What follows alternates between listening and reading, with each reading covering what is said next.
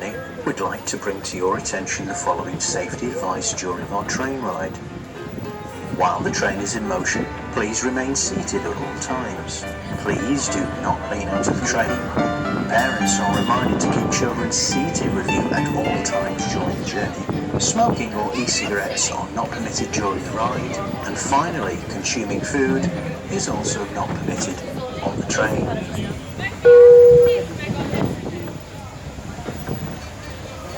Shortly after the Great Siege of 1565, Grandmaster Lavalette embarked on the construction of a new walled fortified city, known today as Valletta. The construction included 30 bastion artillery fortification walls, varying in height between 18 metres and 50 metres. Several deep ditches were also dug around the fortifications, and 2 gates were built, which are known as City Gate and Marchesment Gate.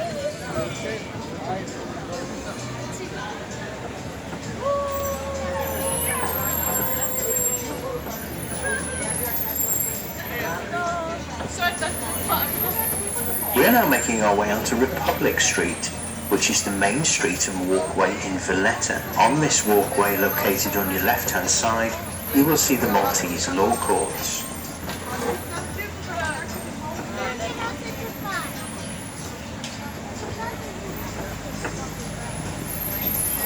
On your right-hand side, you will see the entrance to St. John's Co-Cathedral. This splendid cathedral was built between 1573 and 1577 during the reign of Grandmaster de la Caserie. In this cathedral, one can view Caravaggio's masterpiece, The Beheading of St. John. One can also visit the Cathedral Museum, which contains priceless works of art, ancient hymn books, sacred vestments, and famous Flemish tapestries.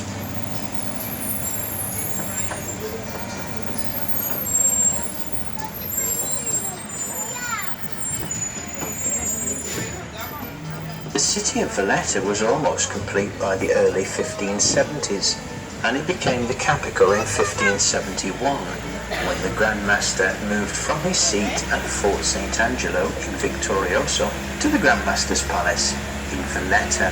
Eventually, building projects in Valletta resumed under British rule. These projects included widening gates, demolishing and rebuilding structures, widening roads, and building newer houses. The Malta Railway linked Valletta from the city of Mdina from 1883 to 1931.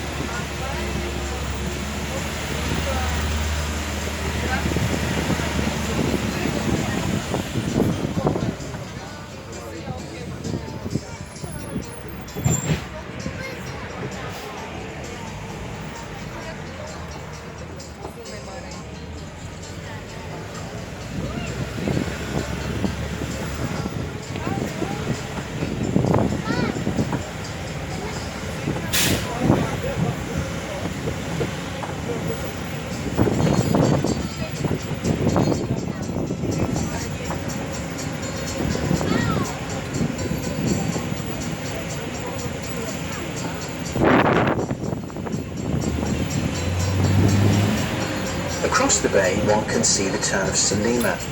Tas Salima, which means peace and comfort, was once a quiet fishing village on the peninsula across from Washington's harbour, from Valletta. Today, the town of Salima is known for many shops, restaurants, and cafe outlets. Salima is also a commercial and residential area and houses several high-quality 4- and 5-star hotels. Salima also has an impressive seaside promenade, which is very popular to walk along during the summer months. One can also catch the local ferry service, Valletta Ferries, which operates directly from Valletta Water Polo Pitch to the Salima Strand Jetty.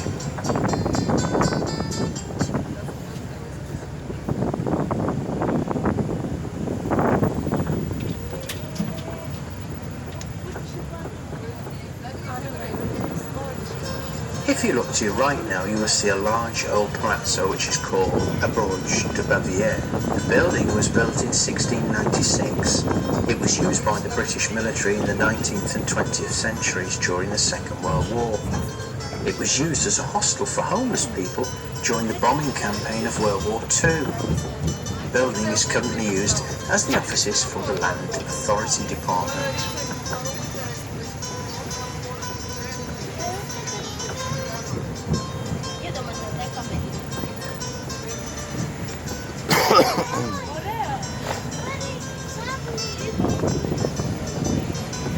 On your left-hand side, one can now see Fort St. Elmo.